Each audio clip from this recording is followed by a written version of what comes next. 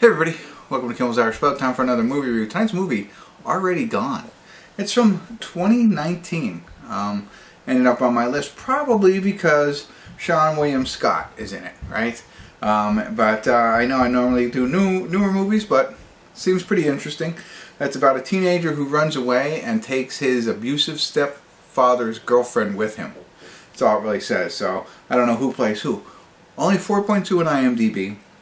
But only 257 people have rated it so far, so very underwatched film, according to me. And I don't know, I don't recognize anybody else in it right now. Maybe I will when I start watching it. But Seann William Scott. So quick story, backstory, throwing out knowledge like I have been. So I'm a fan of his from the American Pie days when he was Stifler, right? I thought he was funny, especially in the first two. And then he did Dudes, Where's My Car with Ashton Kutcher. Now, I might date myself by saying MTV, first of all, dated myself by saying what MTV is. They used to have a show called MTV Cribs, right? Maybe some people have seen it on YouTube. And it would be them following, celebrities around and showing their home, right? Well, there was an episode and they showed the three stars, not all four, of Seann William Scott and Ashton Kutcher and the girl Marla Skorskoff or something like that. I forget her name. But the other two, they showed it was a special edition of their Dude, Where's My Car MTV Cribs. And it was the funniest MTV Cribs I've ever seen with Seann William Scott. The other two, whatever, they're fancy and rich. You have to see it if you ever get the chance. If you ever find it out there. I don't think I've ever found it again, but it is funny. He doesn't actually live in a house, he lives in an apartment. And just the way he presents everything, I from that moment on thought he was hilarious and will watch any movie he's in. So there you go, a little backstory on Seann William Scott. Hopefully you can find it. If I can find it before I edit this film, I'll put it in one of those goofy things or on somewhere and try and link to it so you can enjoy it. But anyway, let me get back into, let me start Already Gone, see what it's about, give you a better idea, let you know what I think. Hopefully I was educational on that. Stick around. There'll be more.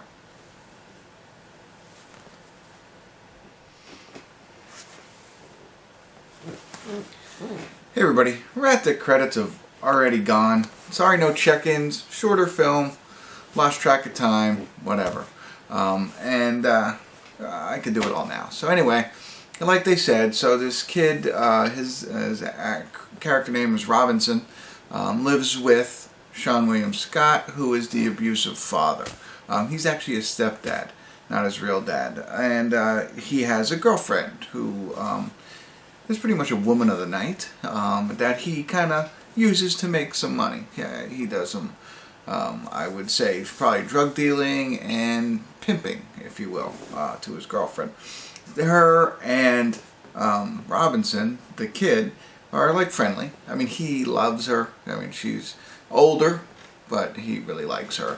And, she knows how sweet and nice he is, so they have that little bit of a bond against the father, who's very abusive, stepfather, whatever.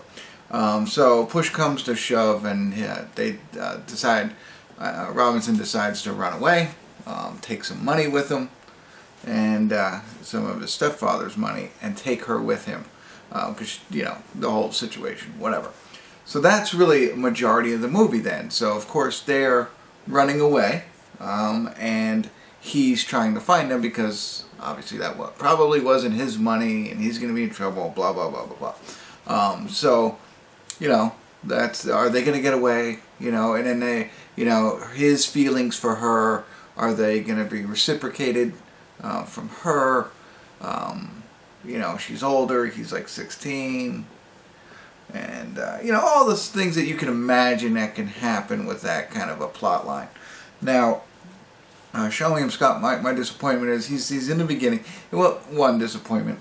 I like the comedic version of him, not the mean, abusive father, boyfriend type.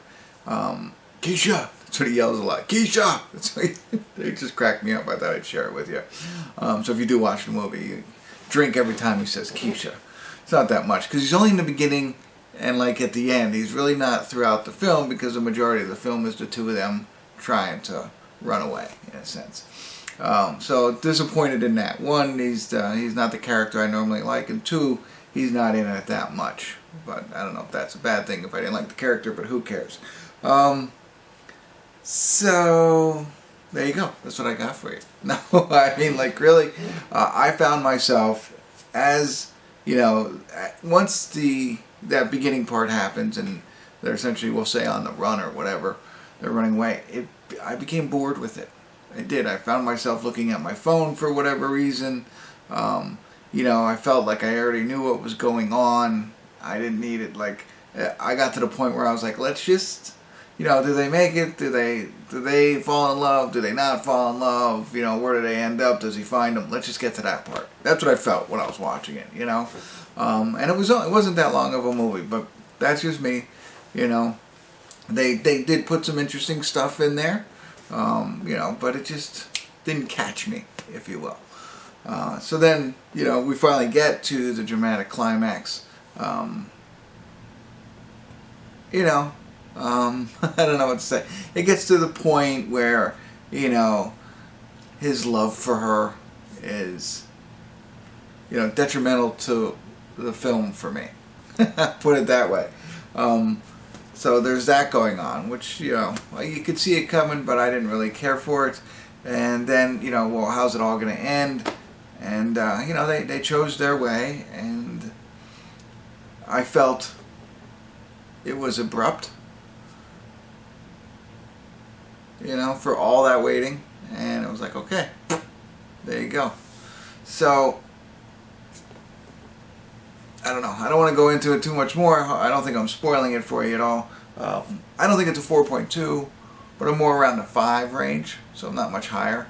You know, so I can't say much more because I don't want to, you know, ruin it for you. But I think you get the gist of it all now. So I don't know. I'm trying to think of, like, normally I say, if you like films about, I don't know, young love, coming of age, if you will. I don't know. That's it. One other thing that I'll say that I didn't mention, I don't know if this will matter, but the kid's kind of an artist.